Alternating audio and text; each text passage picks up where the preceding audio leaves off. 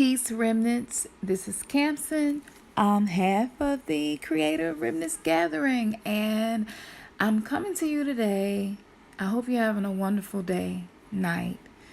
I'm coming to you today to share with you the message I received about Nipsey Hussle's murder.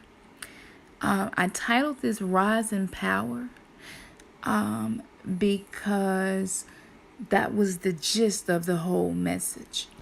Now let me give a quick description of what happens before you incarnate to earth in a body. Okay. There is a contract that is done before every soul comes to earth. And in that contract, there are missions and purposes that you agree to. Usually you agree to how you're going to die as well. However, when we come into the world, incarnate into a body, it would not benefit us to remember these things. Even though there are many cases of children remembering their past lives and remembering things that happened that couldn't have happened in their life, right? In this incarnation. And so those incidences show you that the soul is truly eternal and immortal, and that it comes as many times as necessary to succeed at whatever the mission it was that it agreed to. And my dad used to always say, now that I think back, that spot at the dent right over your top lip, if you put your finger there, it's always a perfect fit.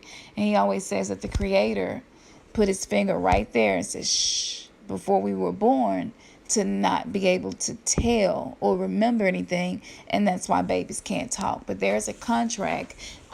You can base this on many ancient texts, but also even the Bible. It speaks of being known in the womb.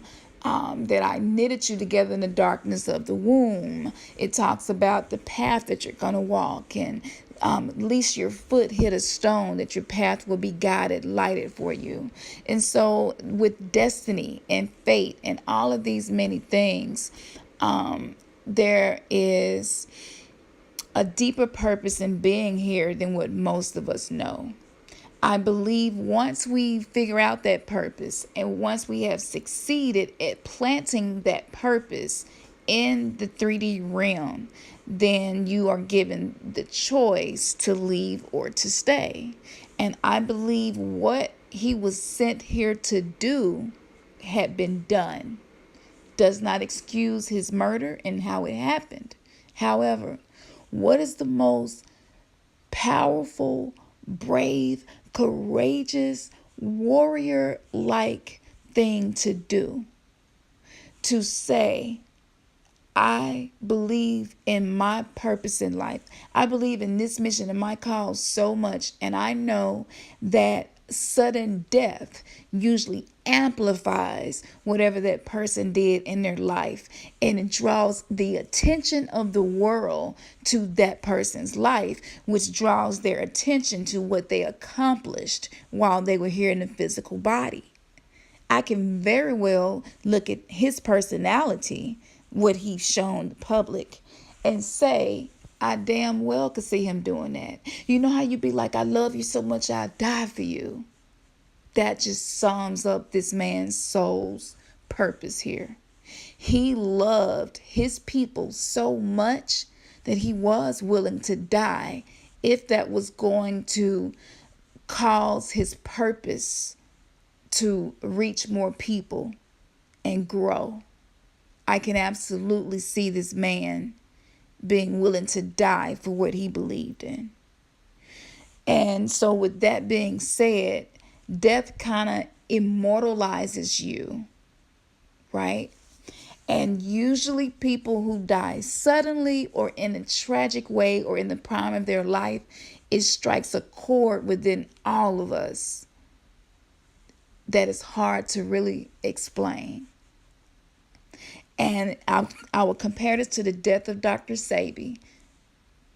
After his death, He was immortalized, and people who probably wouldn't have ordinarily believed in what he was saying was true now believed it because he died for the cause. He died in the midst of bringing this change so that people could be healed without taking medications and having surgery.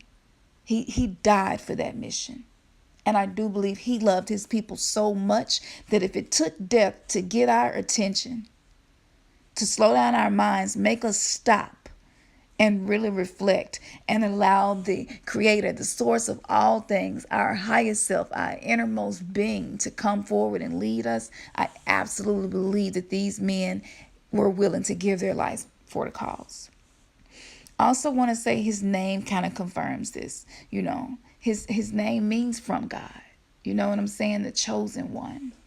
But his last name, I couldn't even find an origin or meaning anywhere other than Eritrean people. The tribe used this last name, but they don't know any origins before that, which I find really interesting. Less than 5 people per year are assigned his particular name. That makes his name rare, and he was rare. We even choose our names before we incarnate here. We choose our parents before we incarnate here. And the more courageous of a person you are, usually the bigger the obstacles you have agreed to in your soul contract prior to coming here. And I've been given a heavy load. I can speak from experience. But truth be told, when I really sit and reflect as if I'm talking to myself, my heart is absolutely that of a heroine, a female hero. And I can absolutely see why I agreed to go through the things that I went through. Absolutely. It's my personality. I can just see that.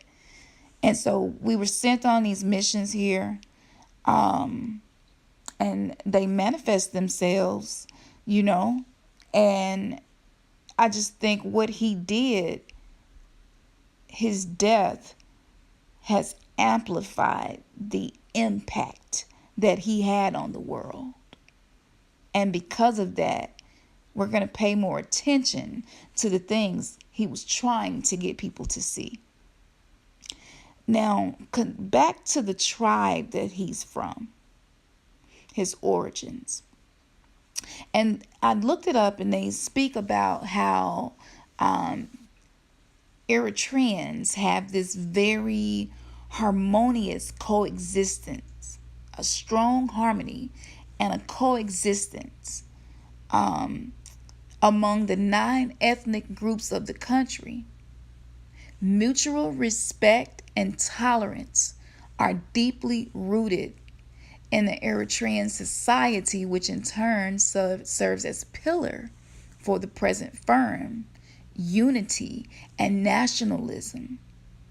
This is an asset rarely found in any other country. These very noble values, this is the origin of his ethnicity. That reflects exactly what he was doing here. And instead of 9 different tribes, it may have been 9 different gangs who had unity because of what he was doing in the community. That is huge. So I ask you today to reflect at what this man was trying to give us, show us, and see how you can possibly be a part of carrying on this mission. I believe that in the unseen realm, his soul can accomplish greatly more than what he accomplished in the 3D body.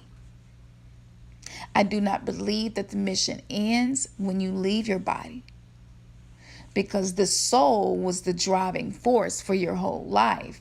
The soul is not going to abandon what it knows its existence is supposed to do just because you no longer have a physical body.